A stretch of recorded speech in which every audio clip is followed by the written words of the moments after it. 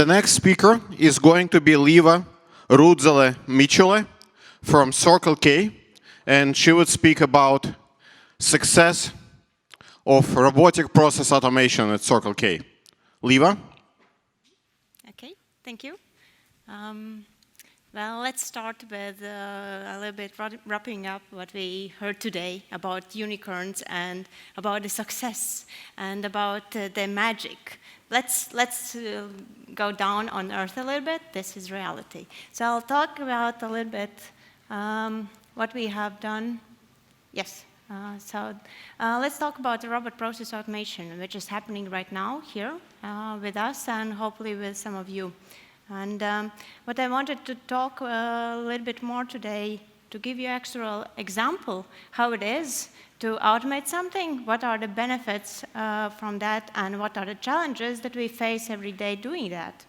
And yes, so robot process automation has been trend word for quite a while now. We in Circle K have been working with that for 5 years. And so we have quite a lot of experience regarding that. But anyways, every day comes with a new surprises. So I would like to share some of you. Before we go to the actual case, what I wanted to share with you is actually why we talk about RPA, because there's so much mentioned in sites around the internet and in experience, kind of business case discussions. So what exactly it means to have the robot process automation? Of course, the first thing that comes in mind, whether that's not too expensive, how we actually can get a benefit out of it. And that's, of course, the first question each business should have when they talk about a new tool that comes to their table. But apart from that, when you obviously know that this might be one of the solutions, you need to consider what exactly else would you like to have with that tool covered. So here I put some of the examples how we look at the tool. What we see is the benefit of it. For example, the work during the night. We don't need night shifts. We can have the processes automated running during that time. If we struggle with the overtimes, with the spikes during the months, or we have a huge backlog we know we will never clean out, if we don't hire 100 students to handle that. So bots would actually help you with that as well. And then one of the main things that we see the value is about the speed, about the experience that we can provide to our customers through this tool. We talk about the risk management because we avoid different kind of human errors. We have the straightforward process where we can eliminate any kind of move from the perfect scenario because we won't have humans making their assumptions and their preferences according to their own experience. And we see that's a pretty important case in terms of customer experience. And this is something that I want to talk a little bit more today. So I'll have an actual example, what we did with the customer-centered processes that we have here in Riga. A little bit backstory about that. We have Circle K customer service serving for all European countries here from Riga, from our business center. So we need employees who actually speak in 8 different languages, 7 if we don't count Ireland, which talks in English. And luckily in Latvia we have quite a lot of specialists now talking in English. But how about the Polish language or Scandinavia?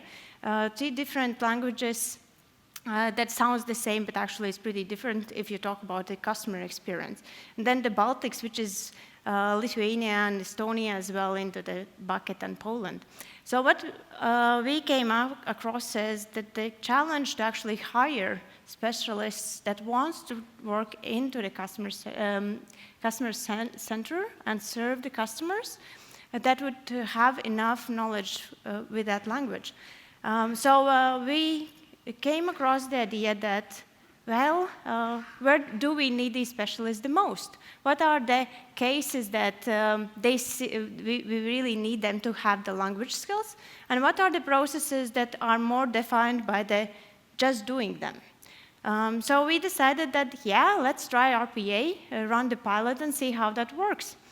So where did we start? We started to set the expectation, and that's what I already mentioned, that let's free up some of the human hours. Currently, the specialists that have language skills spends on repetitive tasks that doesn't really require that much of a language skills, rather than just knowing what you do in the systems that we have. So what we did, of course, we started with finding the potential. So where it comes from, where do we find it? So we did the easiest way. We just asked, like, hey, what do you think? What are the processes that you believe anyone could do if they would have enough instructions how to do it, and where you use your language skills less often than in different cases. So we were actually lucky to have a lot of ideas, like over 70 ideas came in only from the customer service team. We have quite a lot of other teams there as well. So we started by defining what then creates the business case. Of course, let's start with we have enough cases, and we spend quite a lot of time on them. So like blocking card would take 1.5 minutes for each of the cards to be blocked, for example. So how much cards are blocked during the month? You can't imagine how much. That's a pretty big number. But apart from that, if we would need to choose between these 70 ideas, where do we start? Because then we can't do them all at the same time. So let's start to look at other things that is important for us, for our business. So those that are the most, and then what brings the biggest value? Who of those cases needs to be done firstly, like most important? Of course, when the customer calls to us, to the customer center, and says, hey, my wallet just got stolen, please block my card as soon as possible. So that would be the priority, comparing to asking for the invoice copy that I lost somewhere in my files. So that kind of helped us to define which are the processes that we should start with, because that kind of helps us to see where the business impact lies the most. So we did that one, that investigation. We started to look into the processes, what are the process flows, and how it all goes together. So we came up with pretty good ideas. Here I have listed some of them, that the one that would be really easy for you to understand. The one that I already mentioned about the card blocks. The other one is about the ordering invoice copy that I have lost somewhere in my email or my paper stack. And then we have the receipt copies, like you went away from the station, you forgot to ask a receipt, and actually you have to give it to your employee the next day. So you can ask an online copy for that as well. And then we have the new card orders and new applications every day from B2C customers and B2B customers coming in as well.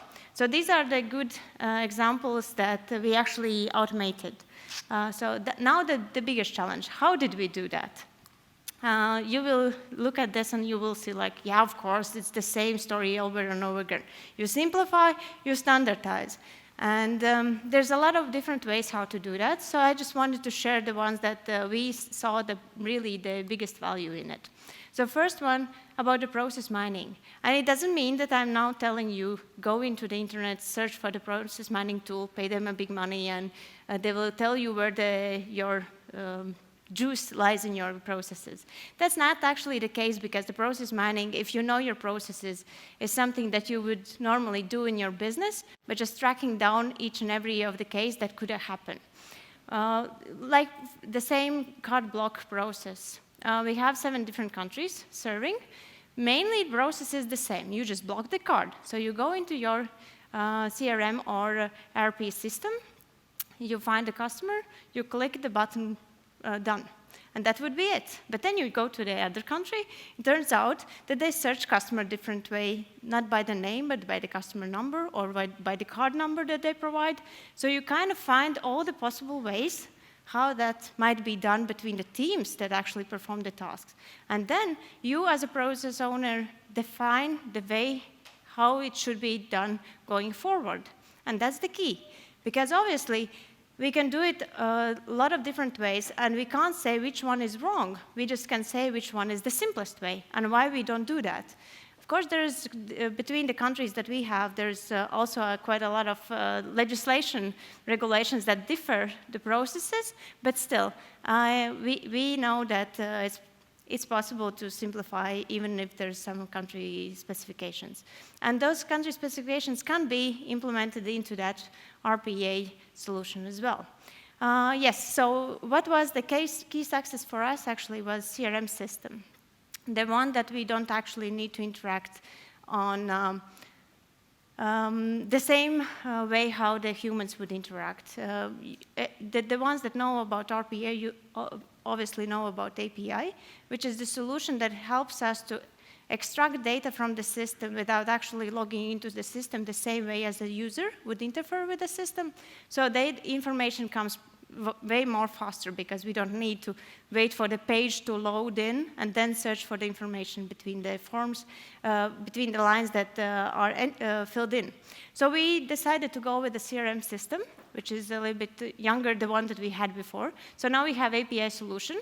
And the key why I wanted to emphasize this is that we created forms. Forms that can be filled by the users.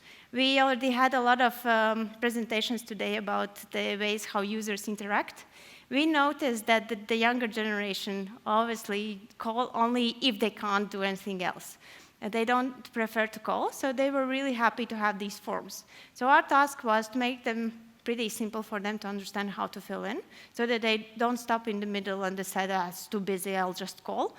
And that they are simple, but there's enough information for us to actually work with that information.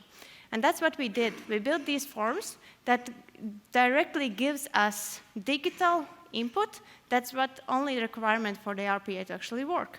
So this is something that really worked us through. And then we have this OCR tool as well. And this is a little bit more complex because the OCR tool, basically, we need only for those that are too lazy to use forms or too old for that. So this is kind of second tool you can use in case it's really the situation that you can't have the digital form. And there is users still going to the stations in my case and in your businesses and types their information manually with a by hand. And this morning, the first guy is from the Abbey.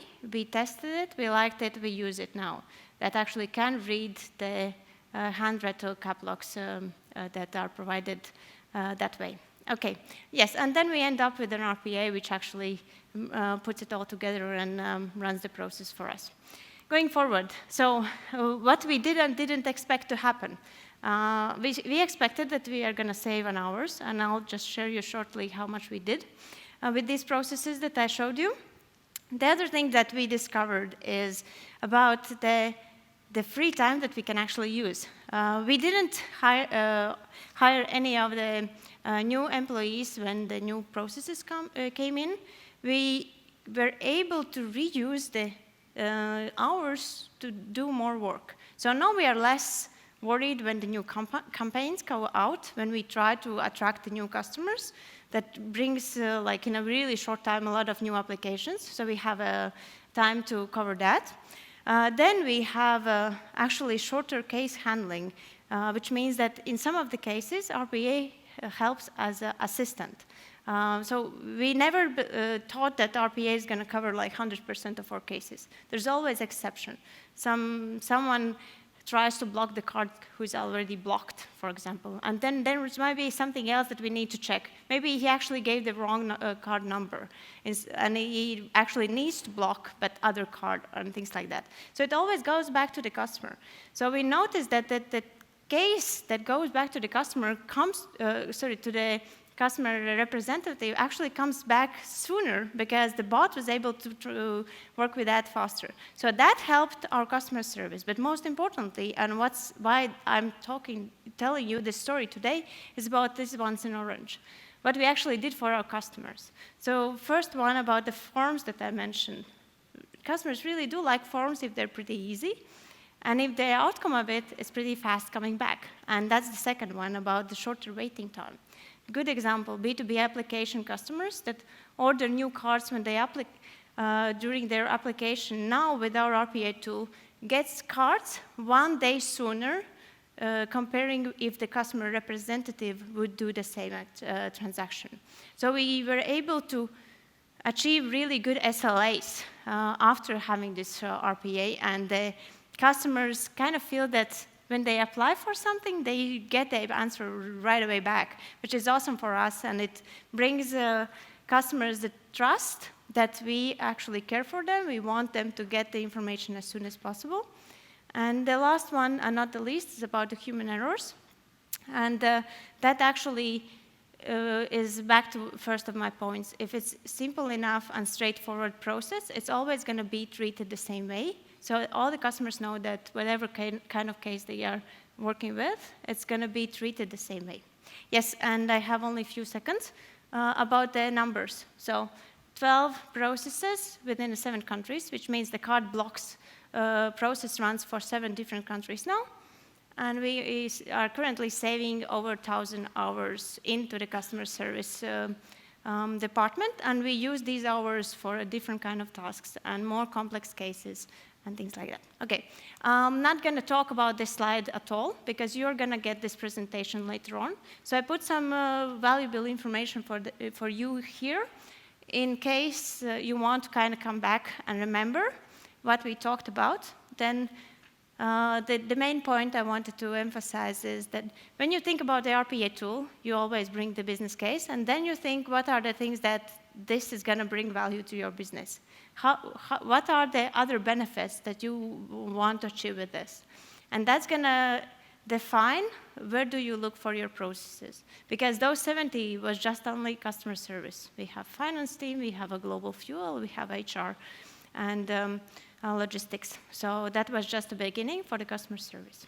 OK, and we are really looking forward to share our experience. We have talked with some of you here in the hall already about our RPA experience. So if you are interested to know how we have been doing for years, feel free to reach out, whether on the email or in LinkedIn. OK, that's it. Līva, thank you so much. Thank you.